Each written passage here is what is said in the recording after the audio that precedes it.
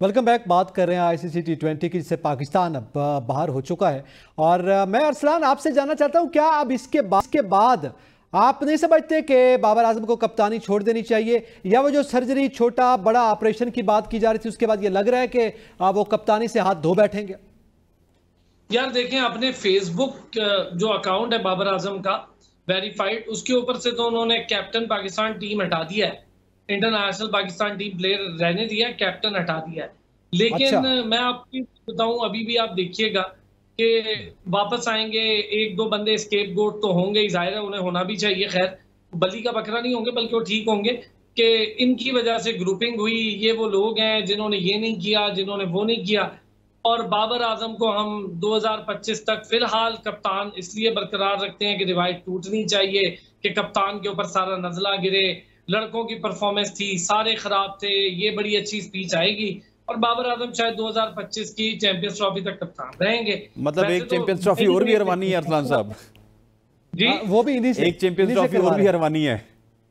Sir वो हार जाएंगे ना, ऑब्वियसली हार जाएंगे। आपको क्या लग रहा है कि जीतेंगे? मैं तो आपको वो बता रहा हूँ हमने जो होगा। हारने का रिकॉर्ड बनाना है, देखें, इसलिए हाँ, हमने और रखा हुआ है। इंजमाम तक हसनैन की बात को मैं एंडोर्स करता हूँ। इंजमामुल हक आने वाले हैं जी किसी रोल में, और फिर आप देखिएगा आएंगे, फिर भतीजे भी आएंगे, दामाद भी खेलेंगे, सब वही खेलेंगे। आहिस्ता आहिस्ता करके जो बाहर जाएगा वो आहिस्ता आहिस्ता करके वापस भी आएगा, क्योंकि डोमेस्टिक में कोई टैलेंट ही नहीं है। तबाह कर दी है डोमेस्टिक के जो कोचेज हैं, उनको लिटा के लित्तर लगाने चाहिए।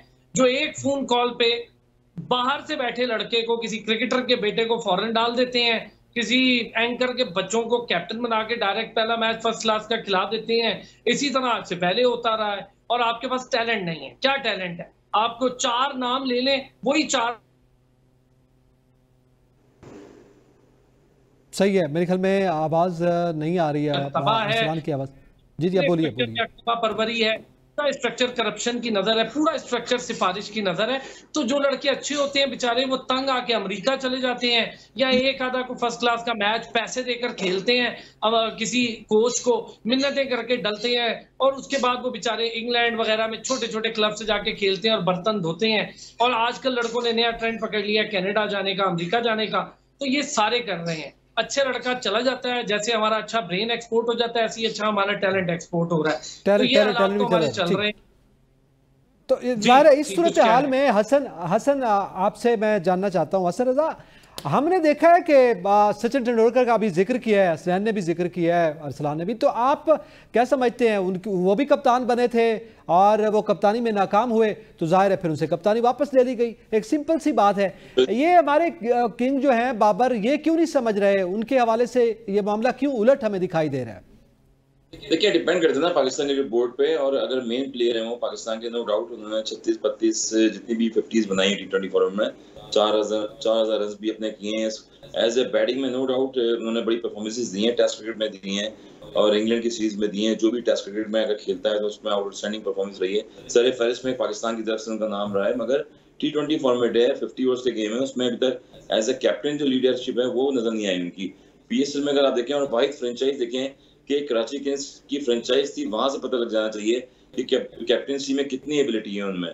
9 के 9 मैचेस जो एक फ्रेंचाइज की टीम भी हारी थी, वहां से आपको अंदाजा होना चाहिए कि वो डे बाय डे इंप्रूव नहीं कर रहे हैं, उनका कॉन्फिडेंस जो है वो खराब हो रहा है। फिर आपने उनको फ्रेंचाइज से हटा के दूसरी फ्रेंचाइज में लेके आ गए आप, इसी वजह से कि एज ए कैप्टन जो है वो दूसरी फ्रेंचाइज में खेलें।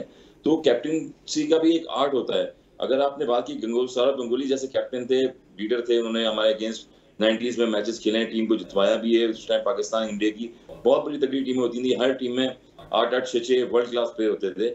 अगेन यही है कि आपने बात करी भी सचिन तेंदुलकर की, आउटस्टैंडिंग मैच फिनिशर बड़े अच्छे होते थे, मगर कैप्टनसी जिनसे नहीं होती थी, उन्हें वहां पर जो है वो गिव अप कर गया कि मैंने कैप्टनसी नहीं करनी, अपनी परफॉर्मेंस पर ध्यान देना है। तो जरूरी थोड़ी है आपके पास, जब आपने शाहीन को कैप्टन बनाया था 4 मैचेस के लिए, आपने शान मसूद को कैप्टन बनाया, आपके पास ऑप्शन अभी रिजवान की भी कैप्टनसी की है। वो सीनियरिटी में अगर आए तो वो बिहाइंड द स्टंप्स होते हैं, आप उनसे उल्टी फील्डिंग करवा लेते हैं लेके, और कीपर जो है 2 एक्स्ट्रा खिला देते हैं।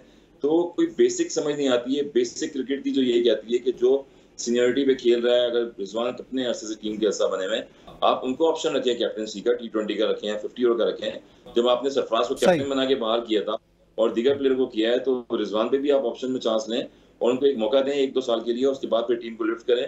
फिर नए और सीनियर प्लेयर और जूनियर प्लेयर से कॉम्बिनेशन बना के चैंपियंस ट्रॉफी की तैयारी करें या ग्रासरूट लेवल को अच्छा करें, ताकि कुछ ना कुछ रिजल्ट आए, वरना ऐसी क्रिकेट चलते रहेंगे या आगे ऑस्ट्रेलिया का टूर आ रहा है उस टीम पे ये जाहिर है आप बेहतरी के लिए, इंप्रूवमेंट के लिए कुछ करें। अरसलान, आप कुछ कहना चाह रहे हैं? मैं ये कह रहा हूँ भाई, रिजवान के ऊपर हसन भाई को पता है, हसनैन को पता है, दो इंपॉर्टेंट डायरेक्टर्स, दो पीसीबी के इंपॉर्टेंट डायरेक्टर्स ट्रस्ट नहीं करते हैं, और वही वो डायरेक्टर्स हैं जो दाएं बाएं के कंधे के फरिश्ते हैं, चेयरमैन के, जो चेयरमैन आता है उसके कान में फूंकते रहते हैं, वो ट्रस्ट नहीं करते। रिजवान बात करता है, थोड़ी सख्त बोल देता है कुछ चीजों के बारे में और बड़ा क्लियर बोल देता है। दूसरा, उन्होंने जो फिर रिजवान के ऊपर लगा रखा था कि नहीं जी ये तो याजू इंटरनेशनल, साया कौर, तो वो तो बहुत सारे हैं, वो तो शाहीन शाह अफरीदी खुद भी हैं, वो बिल्कुल एक फेक सी बात थी। रिजवान थोड़ा बोल देता है और रिजवान को वो दो डायरेक्टर्स पसंद नहीं करते, और पीसीबी का पूरा निजाम डायरेक्टर्स के हाथ में है। चेयरमैन मोहसिन नकवी साहब के बाद तो थोड़े से डायरेक्टर परेशान जरूर हुए थे, पर वो दो वहीं के वहीं हैं, वो कहीं नहीं गए, उनको कोई नहीं हिला सका। अच्छा हसनैन, मैं आपसे जानना चाहता हूँ, ज़ाहिर अब खैर सूरत हाल तो यही है, 2021 के वर्ल्ड कप में भी हम हारे, मगर हम लड़कर हारे थे, इसलिए लोग दिल बर्दाश्ता ज़्यादा नहीं थे। लेकिन इस बार क्या मामला है कि पूरी की पूरी टीम जो है वो टूट फूट का शिकार हो गई, और इस बार हमें मायूसी का अंसर भी ज़्यादा दिखाई दे रहा है। देखिए, एतजाज़ अगर सैनिटी प्रिवेल करे हमारे मुकालमे में, या हमारे सिलेक्टर्स थोड़ा सा दिमाग से काम करें ना, तो आपकी क्रिकेट आज भी ठीक हो सकती है। ये ज़्यादा पुरानी बात नहीं है कि जब बैटर को अगर तलाश किया जाता था ना, तो वो हम कराची से तलाश करते थे, जब बॉलर को तलाश किया जाता था तो कोई गबरू जवान वकार यूनुस की शक्ल में या वसीम अकरम की शक्ल में पंजाब से तलाश होता था।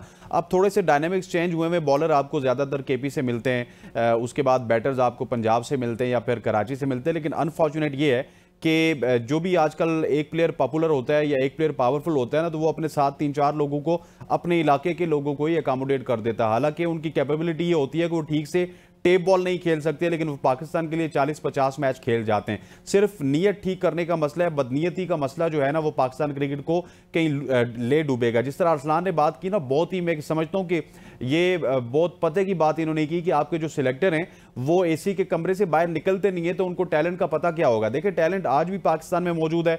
पाकिस्तान में रॉ मटेरियल में पाकिस्तान को बॉलर कभी भी खत्म नहीं होंगे, मिलते रहेंगे। टेप बॉल पाकिस्तान में इतनी ज्यादा खेली जाती है कि बॉलर वहां से आने।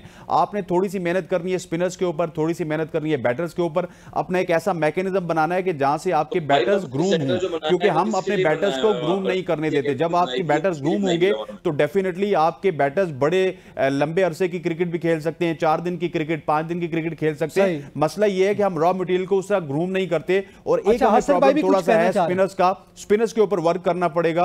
बाकी फास्ट बॉलर्स और बैटर्स का पाकिस्तान में कोई मसला नहीं होगा नियर फ्यूचर भी।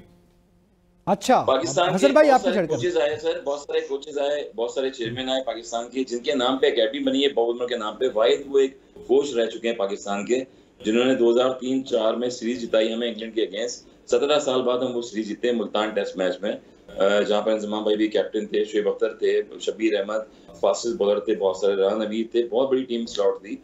और वाहिद वो कोच थे जो ए टीम को लेके चले थे, साथ नामीबिया, जिम्बाब्वे और होम और अवे कंट्री में उन्होंने टूर करवाए, वहां से स्क्वाड निकाल के वही स्क्वाड जो है पाकिस्तान में शिफ्ट किया, पाकिस्तान टीम में, और मुसलसल सीरीज जो है टेस्ट सीरीज पाकिस्तान और वनडे सीरीज जीतती रही। तो वो वाहिद एक बॉब बुमराह के टेन्योर में जो है ना, वो कोचिंग स्टैट्स जो है 4-5 साल जॉन्टी रोड्स भी आए, फील्डिंग में काफी इंप्रूवमेंट हुई, वो चीज उसके बाद किसी ने नहीं की। यकीनन एक बड़े ओवरहॉल की जरूरत है, एक बड़े ओवरहॉल की यकीनी तौर पर। वक्त खत्म हो गया, यकीनी तौर पर यह गुफ्तगू बड़ी आम थी जो आप कर रहे हैं। मैं तमाम पैनलिस्ट का शुक्रिया अदा करता हूं, इजाजत दीजिए, अल्लाह हाफिज।